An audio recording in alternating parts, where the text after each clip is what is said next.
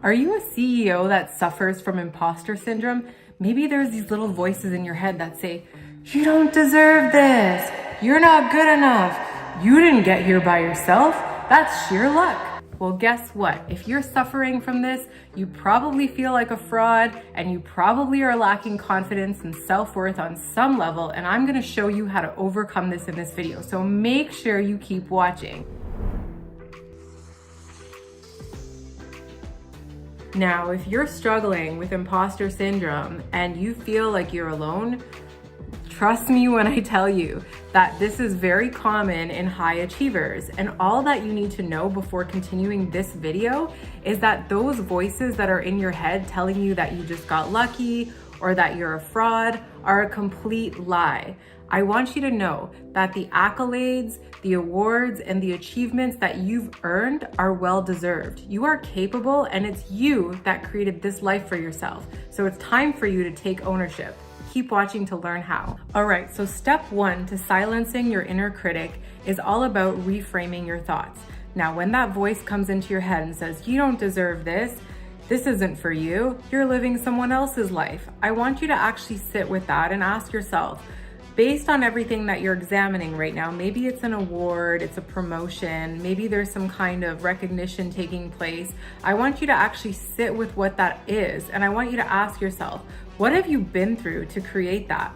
You know, for me, for example, working with entrepreneurs and CEOs, sometimes I would feel like an imposter, but then I would go back to my childhood and I'd realize, I started my first company when I was 16 years old as a math tutor. And since then, I've had many iterations of my own companies. And I start to remind myself of all the amazing CEOs in the world of functional medicine, in the world of chiropractic, in the world of marketing that I've worked with. And I realize after sitting down and writing a list of all my clients and how I've helped them, that I absolutely deserve any awards that come my way. So what I want you to do is I want you to take a moment to do the same thing. I want you to take stock of all the things that you did to get you to this particular place so you can start acknowledging that this isn't an accident and that you deserve this. The second thing that you want to do is actually embrace failure as growth. As you know, the only way to go somewhere in life is to try a bunch of times and fail. The more that we fail, the more we succeed, but sometimes we don't perceive it that way.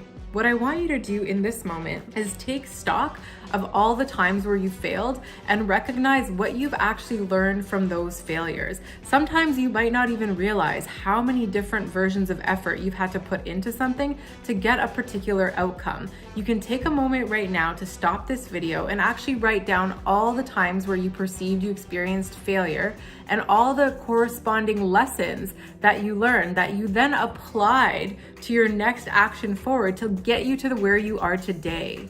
So take a moment to do that now.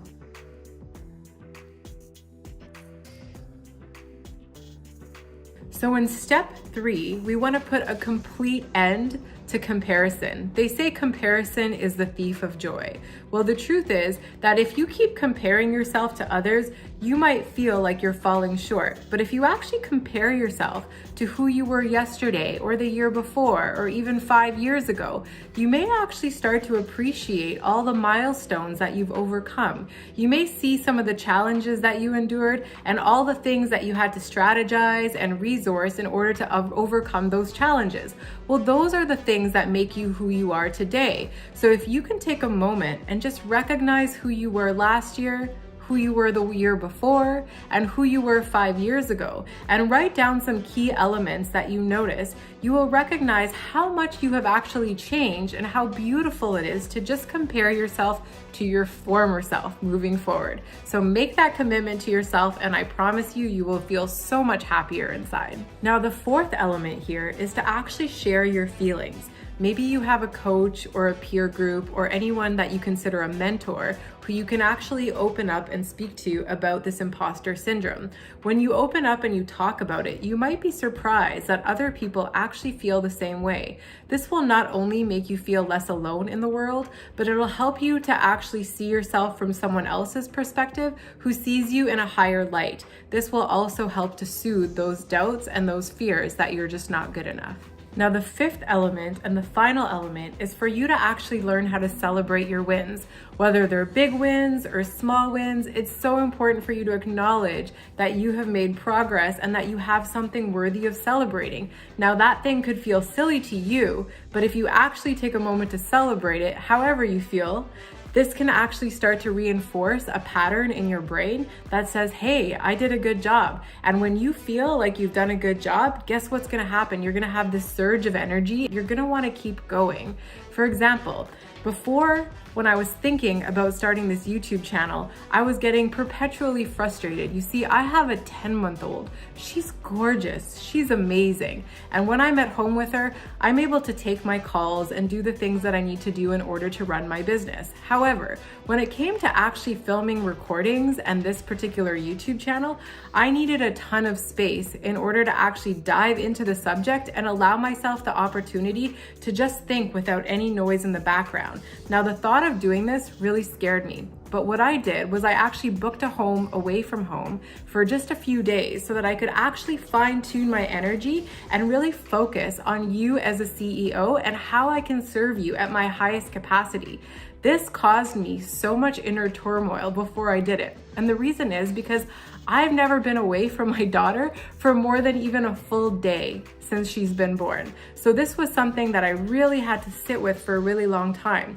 But once my husband and my daughter left the space I'm in right now and went back home and I had all the space, I realized this is a celebratory moment. This took a lot for me to get here. It's not about creating the YouTube channel that's taking effort. It's actually everything that leads up to creating this channel that's taken me so much inner strength and inner effort to get to this point. So for that, I know that I have something worthy of celebrating.